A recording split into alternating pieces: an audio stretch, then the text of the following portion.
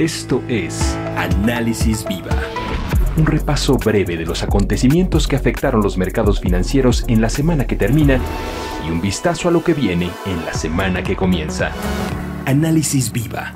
¿Qué tal? Bienvenidas, bienvenidos. Mi nombre es Salvador Leal y les doy la bienvenida al podcast semanal de la Bolsa Institucional de Valores, Análisis Viva. El día de hoy nos acompaña Adrián de la Garza. Él es economista en jefe y director de estudios económicos de Citibanamex. Muchas gracias, Adrián, por estar con nosotros en este Análisis Viva. Muchas gracias a ti por la entrevista y al equipo de Viva. Si te parece bien, vayámonos a analizar la última parte de este año. Comencemos con quizás un panorama más global en cuanto a economía, obviamente en cuanto a inflación, hablando en general de lo que está sucediendo en otras economías y por supuesto en Estados Unidos. Sí, desde luego. Pues mira, recientemente publicamos nuestras perspectivas hacia 2022 para la parte global, desde luego incluido Estados Unidos, incluido México. Lo que estamos considerando es que continúa el proceso de recuperación económica a nivel global, yo diría de forma bastante robusta, particularmente para las economías avanzadas. Y hacia 2022 lo que estamos viendo es que son esas economías las que están mucho mejor posicionadas para enfrentar este proceso de recuperación, no solo en la parte de crecimiento, sino también en lo que concierne al panorama para la inflación, que ahora lo platicamos, pero se ve muy, muy complejo. Estamos previendo que para 2021 la economía global crezca 5.6%.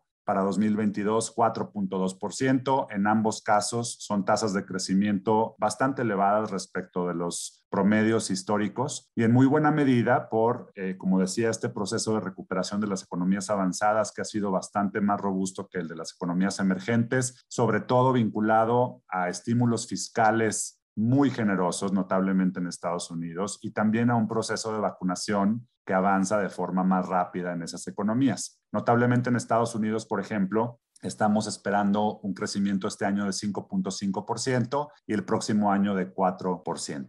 Esto, desde luego, pues en un entorno en donde la inflación también ha acompañado este proceso de recuperación, ha acompañado o se ha visto asociado también a este tema de estímulos fiscales generosos y más que eso, a muchos choques de oferta, la mayoría asociados a la pandemia que tienen que ver, por ejemplo, pues con estos precios de commodities como los energéticos relativamente elevados, cuellos de botella, escasez de algunos insumos, por ejemplo, con el tema de los semiconductores y demás. Y entonces lo que ha venido sucediendo mes a mes es que los datos de inflación han venido sorprendiendo al alza en Estados Unidos, en Europa, en América Latina en general, etcétera. Y esto ha llevado a que las expectativas de inflación, sobre todo las de más corto plazo, se revisen al alza también. Por ejemplo, para la economía global estamos esperando una inflación de 3.2% al cierre de este año y 3.4% en promedio para el siguiente año. Entonces todavía pensamos que va a haber estas presiones inflacionarias a nivel global bastante patentes, sobre todo en la primera parte de 2022, aunque también hay que decirlo, ya hay ciertos indicios de que empiezan a minorar, de que empiezan a amainar algunas de estas presiones, por ejemplo, en el tema de energéticos, en el tema de costos de transporte y demás. Un poquito más o menos el panorama de crecimiento e inflación que estamos viendo ahora. ¿Qué pasa, Adrián, con México? ¿Cuáles son los temas importantes que consideras que vamos a tener que tener en el radar? ¿Vamos a tener una tendencia de crecimiento? ¿Qué tan problemático va a ser el tema de la inflación para el siguiente año? Cuéntanos un poco. Pues tocas dos de los temas más importantes, desde luego, vinculados justamente con este tema global. Hemos hablado ya en ocasiones pasadas de cómo México se relaciona mucho con lo que sucede en el mundo, particularmente con Estados Unidos, por ser una economía pequeña, abierta, muy integrada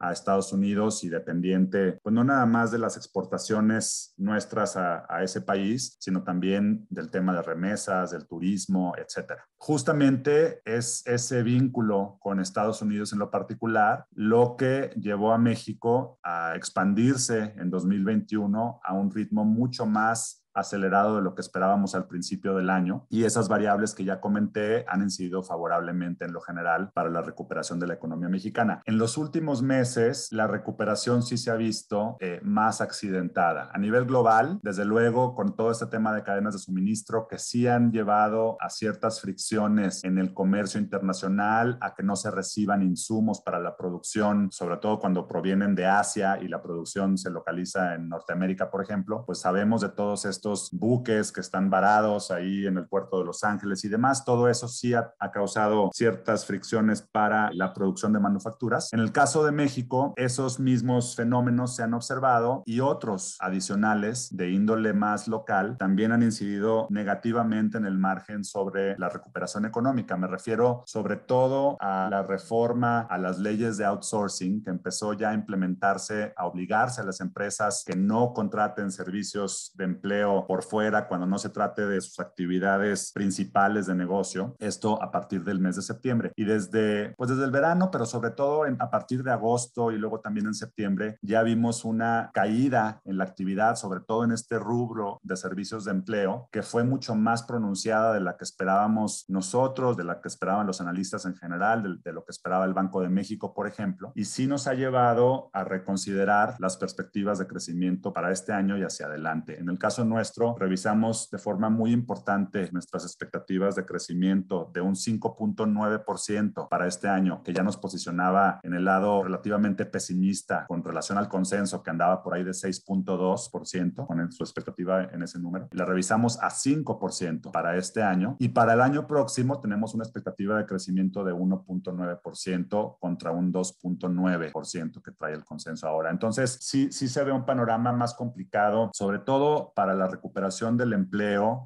y lo que esto tiene como incidencia sobre las perspectivas para el consumo privado. Y bueno, esperemos estar equivocados, esperemos ver una recuperación más rápida, más robusta, pero hasta este momento las cifras que seguimos viendo de consumo, de inversión, etcétera, no apuntan a que eso vaya a ser así. Por el lado de inflación, preguntabas también, básicamente lo que estamos viendo en México va muy en línea con todos estos temas que ya mencioné de cuellos de botella y choques de oferta de índole global. Hay una muy buena parte de la inflación que se ha visto en México que es básicamente importada. Sí vemos costos para las empresas que son más elevados por todos los temas que ya mencioné, pero bueno, tuvimos ya el dato de inflación más reciente para noviembre que sorprendió otra vez a los analistas, incluidos nosotros, sobre todo por la parte no subyacente, sobre todo algunos precios de frutas y verduras, pero básicamente lo que hemos visto ya desde hace 6-7 meses atrás es que si no es un tema, es otro tema, en dependencia de cuál sea el choque. Hemos visto que los datos observados terminan siendo más altos que las expectativas de los analistas, las de Banco de México, etcétera, y esto ha llevado a revisiones constantes a las expectativas de inflación para el cierre de este año y también a las de más largo plazo, por ejemplo, las del cierre de 2022. Hablamos, en el caso nuestro, por ejemplo, tenemos una expectativa de inflación para el cierre de diciembre de este año que alcanzaría 7.5%, la más alta en 2 décadas. Y hacia 2022 pensamos que empiece a disminuir la tasa de inflación anual, aunque sí pensamos que va a seguir habiendo presiones muy importantes, sobre todo en la primera parte del año, por todos estos mismos temas de cadenas de suministro, de escasez de algunos insumos, etcétera. Entonces, la convergencia a una tasa de inflación más baja hacia el objetivo de Banco de México de 3% será muy, muy gradual. Nosotros estimamos una inflación de cierre de 2022 en 4.2% y los riesgos claramente son al alza. Entonces yo creo que definitivamente las presiones inflacionarias va a ser un tema que no va a desaparecer de la noche a la mañana, aun cuando hasta el momento Banco de México continúa pues con una narrativa de que estas presiones que estamos viendo son temporales. Quizás la preocupación para mí, la preocupación más importante es que aún en un caso optimista de que efectivamente sean temporales, parece que no lo son, pero aún suponiendo que sí lo sean, pues ya estamos viendo este incipiente desanclaje de las expectativas de mediano plazo que podrían llevar a una dinámica más viciosa, una dinámica perversa, en donde pasando estos choques de oferta de índole global, pues puedan verse de todos modos cierta inercia en el proceso de formación de precios que lleve a inflaciones persistentemente altas, ¿no? Y yo creo que es algo que Banco de México tendrá que cuidar pues desde ya y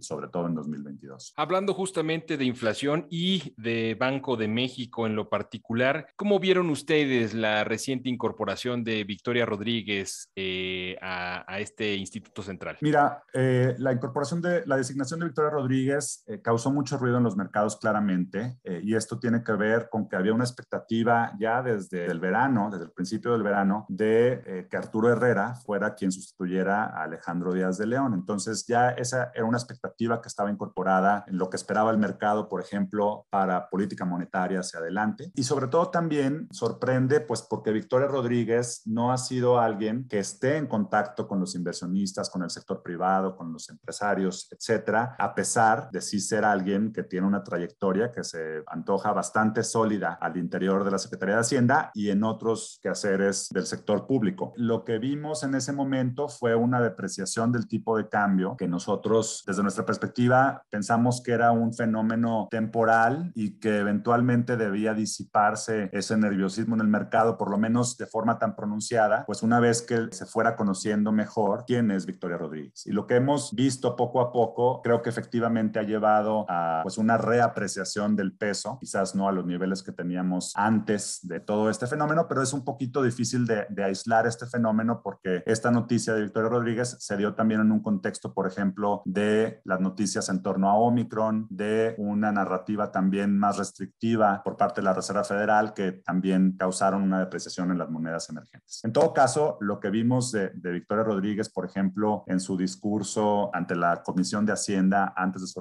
ratificación, pues creo que hubo mensajes favorables, por ejemplo, mensajes bastante institucionales que incluso salían casi de las publicaciones del propio Banco de México en torno a apoyo a mantener un mandato único sobre el preservar el poder adquisitivo de la moneda y no incorporar otros mandatos como el de crecimiento, por ejemplo. Un mensaje también que reiteraba el uso de las reservas internacionales de forma adecuada y sobre todo en apego a la ley, que desde luego es muy importante. Un apoyo también incondicional prácticamente hacia la autonomía del Banco de México, etcétera. Todos esos mensajes me parece que cayeron bien y bueno, desde luego está la duda de si son mensajes auténticos o si a lo mejor eran un vehículo simplemente para tratar de hacer más expedita la aprobación, la ratificación en el Senado de su nombramiento. Nosotros pensamos que no, nosotros pensamos que sí va a mantener una postura institucional, pero sí quedan muchas dudas ante los participantes del mercado, empezando por cuál es su postura sobre política monetaria, por ejemplo, ¿no? Victoria Rodríguez es alguien que no ha tenido una trayectoria en banca central, que no tiene experiencia hasta donde conocemos en materia monetaria, y si bien, por ejemplo, en ese discurso ante la Comisión de Hacienda del Senado, pues avaló las acciones que ha tomado Banco de México en los últimos meses, pues no sabemos ya en los detalles más finos si sus inclinaciones monetarias son más hacia el lado, por ejemplo, de alguien como Irene Espinosa o alguien como Gerardo Esquivel. Y esos detalles son importantes para el entendimiento por parte del mercado de hacia dónde puede ir la política monetaria. Hay también dudas en torno a, pues aún cuando expresa de forma muy contundente su apoyo a la autonomía del Banco de México, pues sabemos que el Banco de México ha pasado por momentos complicados, con algunos enfrentamientos ante algunos legisladores, ante el propio presidente, por ejemplo, cuando se intenta solicitar de forma anticipada un remanente de operación, aun cuando no ha acabado el ejercicio fiscal del Banco de México. Y entonces ahí, por ejemplo, lo que vimos de parte de Alejandro Díaz de León, pues fue una negativa con apego a la ley de que no podía hacerse en ese momento. Entonces, ese tipo de liderazgos van a ser cruciales y hay duda de pues qué tan contundente, qué tan efectivos puedan ser esos liderazgos también en 2022 cuando Victoria Rodríguez esté al frente. Entonces, yo creo que en la medida que Victoria Rodríguez se acerque a los mercados, dé a conocer estos puntos de vista de forma más clara, todo eso debería de ayudar a disipar todavía más las dudas que persisten en el mercado. Pero yo diría que en términos generales esperamos una actitud o una postura bastante institucional de su parte, muy apoyada por los miembros que ya tienen más experiencia de la Junta de Gobierno y desde luego también muy apoyada por los miembros del staff, que desde luego son de un capital humano altísimo y que seguramente le estarán dando un apoyo invaluable. Adrián, te agradecemos mucho que nos hayas acompañado en este episodio de Análisis Viva y además varios de los documentos a los que hiciste referencia en esta ocasión van a estar publicados también en el podcast para la consulta de quienes nos escuchan en caso de que estén interesados. Adrián, muchas gracias. Muchas gracias a ti, Salvador, y gracias al equipo de Viva. Él es Adrián de la Garza, economista en jefe y director de estudios económicos de Citibanamex. Y a ustedes muchas gracias también por escucharnos. Si el episodio fue de su agrado, los invitamos a dejar una reseña, un like en cualquiera de las plataformas desde la que nos escuchen o compartirlo con sus contactos y amigos. La producción de este podcast estuvo a cargo de Rogelio Unzueta. Agradecemos a nuestro ingeniero en audio, Héctor García. Los acompañó Salvador Leal. Y esto es Análisis Viva. Hasta la próxima. Análisis Viva. Suscríbete a nuestro podcast y visita nuestro sitio web www.viva.mx para que obtengas la información más completa de los mercados en México. Análisis Viva es una producción de la Bolsa Institucional de Valores.